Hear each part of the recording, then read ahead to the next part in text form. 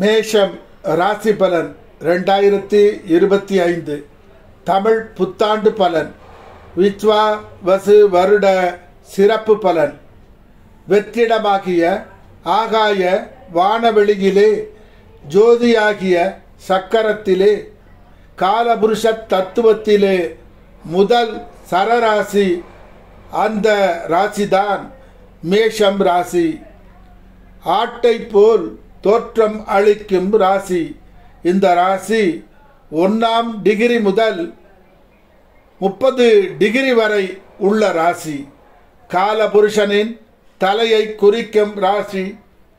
எந்த ஒரு உயிரினமும் தோன்ற காரணமான இருள் தன்மையின் காரகரும் மருத்துவத்திற்கு முதன்மையானவரும் ஆன கிரகமான கேது பகவான் நட்சத்திரமும் உயிர்கள் தோன்ற காரணகர்த்தாவும் உலக இன்பங்களை வாரி வழங்கும் கிரகமான சுக்கிர பகவான் நட்சத்திரமான பரணி நட்சத்திரமும் உலக உயிர் தோன்ற முக்கிய காரணமான கிரகமும் ஆத்மாவிற்கு சொந்தக்காரரும் ஆன சூரிய பகவானின் நட்சத்திரம் ஆன கிருத்திகை நட்சத்திரமும் கொண்ட ராசியே மேஷம் ராசி. கனி பொருட்கள், விலை உயர்ந்த கற்கள், கிரானைட் கற்கள், சிவப்பு நிறம் கொண்ட ராசி.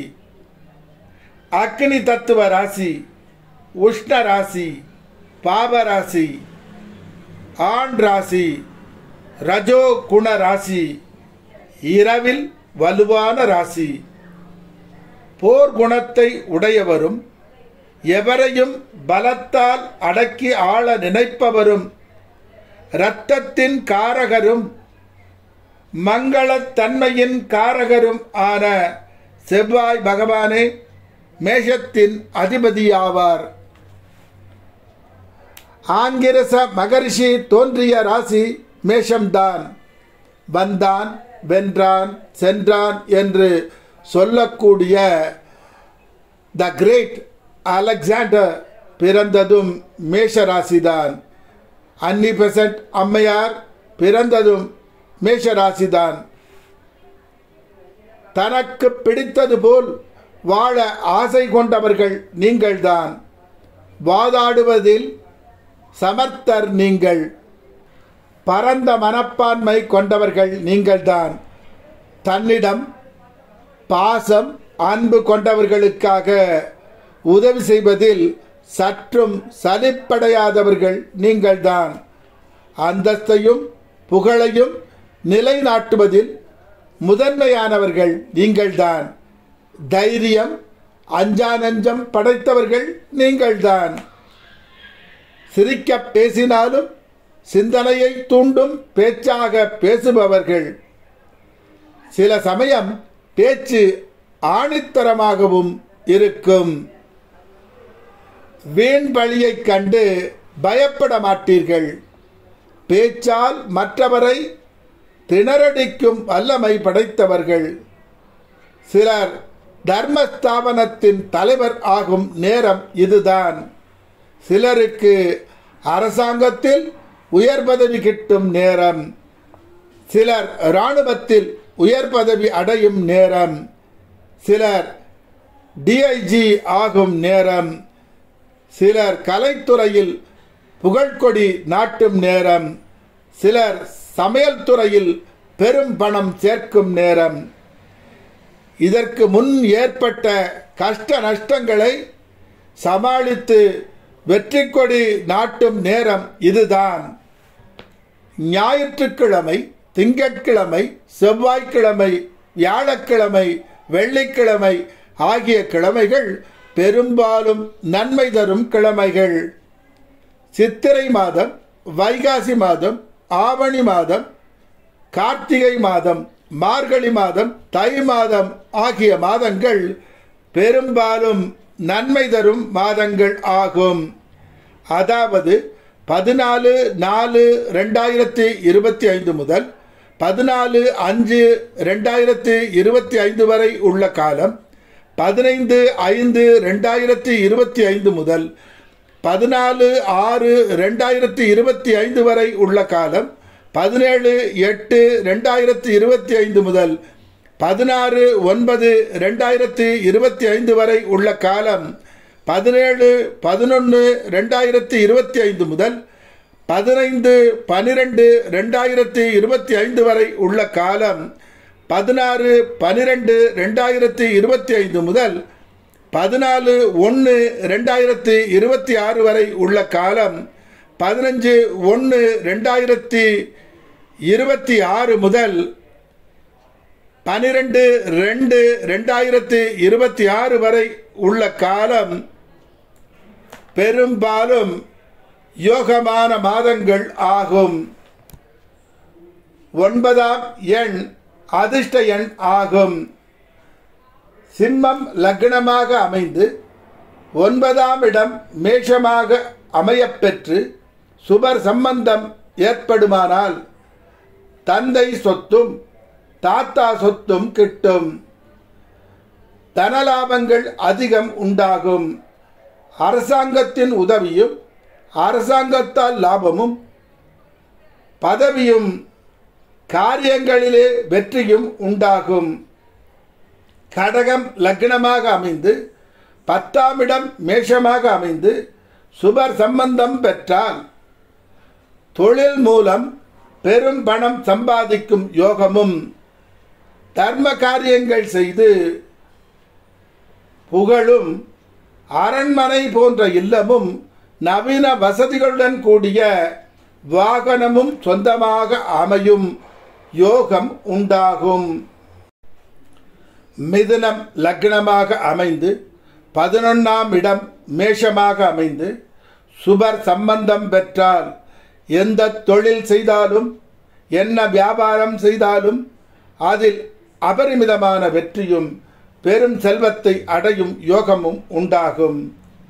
ரிஷபம் லக்னமாக அமைந்து 12ஆம் இடம் மேஷமாக அமைந்து சுபர் சம்பந்தம் பெற்றால் வெளிநாட்டில் வாழும் யோகம், தேவதைகளின் அனுக்கிரகம், அரசாங்க உதவிகள் கிட்டும், தர்ம காரியங்கள் செய்து புகழ் உண்டாகும்.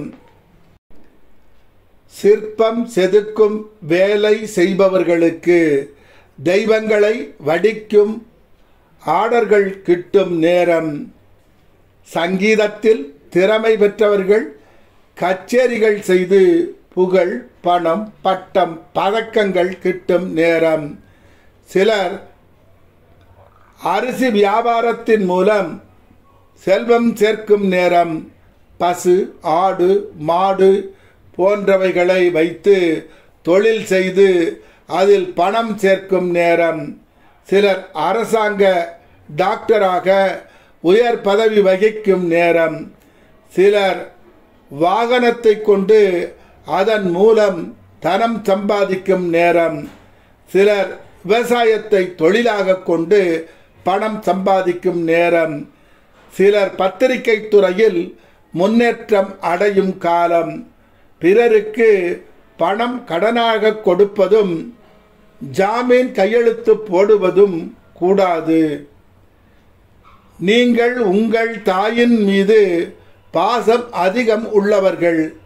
அதனால் அவர்கள் யாருக்காவது உதவி செய்வதாக கூறிவிட்டால் அதை உங்கள் தலைமையில் வைத்துக்கொண்டு எவ்வளவு பிரச்சனை வந்தாலும் அவர்களுக்கு உதவி செய்வதிலே முதன்மையானவர்கள் நீங்கள்தான். இதை சொல்லும்போது எனக்கு ஒரு புராதன கதை ஞாபகம் வருகிறது. அதை சொல்கிறேன், கேளுங்கள். இந்த கதையை கேட்டால் நவக்கிரகங்களும் உங்களுக்கு நன்மை செய்யும். உலகத்தையும் ஆகாய வெட்டவெளியில் உள்ள அனைத்தையும் உருவாக்கியவரும் கைலைநாதனும் மகாதேவரும் ஆகிய சிவபெருமானும் உலகத்தின் தாயாகிய அன்னை பராசக்தியும் கைலாயத்தில் வீற்றிருக்கும் சமயம் நாரதர் அங்கு தோன்றினார். இலங்கை போர் பற்றி கூறினார். அது கேட்ட பார்வதி தேவி, இலங்கை போரிலே ராமர் வெற்றி பெற்றது எப்படி?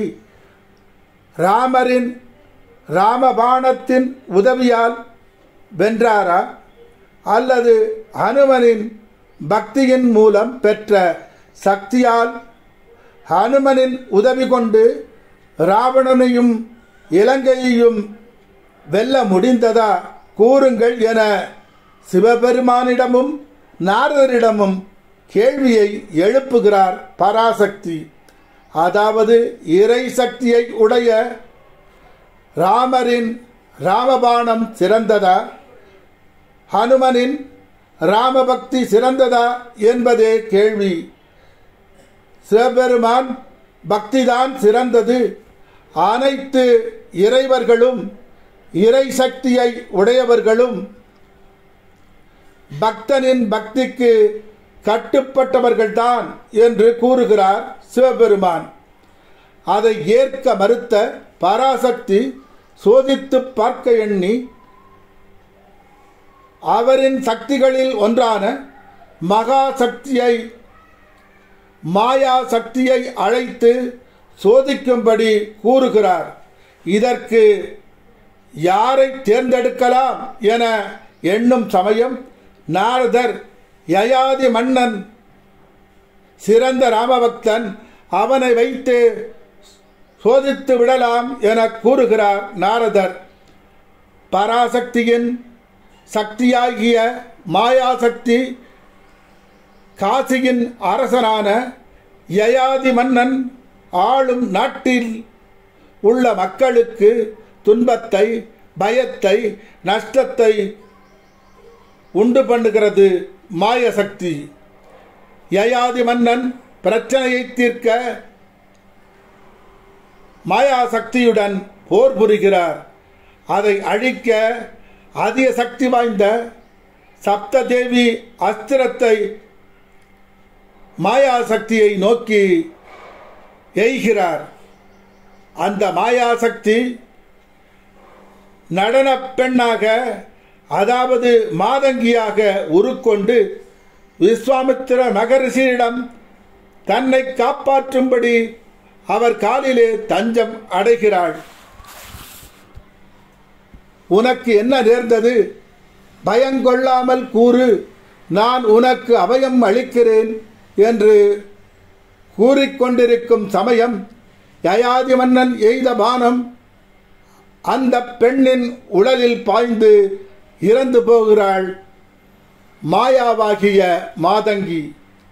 நான் அபயம் அளித்த பிறகு அந்த பெண்ணை கொன்ற யயாதி மன்னனை தண்டிக்க முற்படுகிறார் விஸ்வாமித்திரர். தன் தபோபலத்தால் சாபம் அளிக்க முற்படுகிறார். அப்பொழுது அங்கு தோன்றிய நாரதர், இந்த காரியத்திற்கு உங்கள் தவபலத்தை ஏன் வீணடிக்கிறீர்கள்? யயாதி மன்னனை தண்டிக்க ராமனிடம் கூறுங்கள் போதும், அவர் உங்கள் மாணவன் தானே, அவர் பார்த்து கொள்வார் என கூறுகிறார். ராமனால் மறுக்க முடியாது உங்கள் சொல்லை காப்பாற்றித்தான் தீர வேண்டும் என கூறுகிறார் நாரதர். ராமனிடம் சென்ற விஸ்வாமித்திரர் நடந்தவைகளை கூறுகிறார். தவறு செய்தவர் என் பக்தன் ஆனாலும் அவனுக்கு மரண தண்டனை வழங்குவேன் என்று கூறி யயாதி மன்னனை கொல்லும்படி கட்டளையிடுகிறார் ராமர். யயாதி மன்னன் தன் உயிரை காப்பாற்றிக் கொள்ள ஹனுமனின் தாயான அஞ்சனாதேவியிடம் தஞ்சம் அடைகிறார்.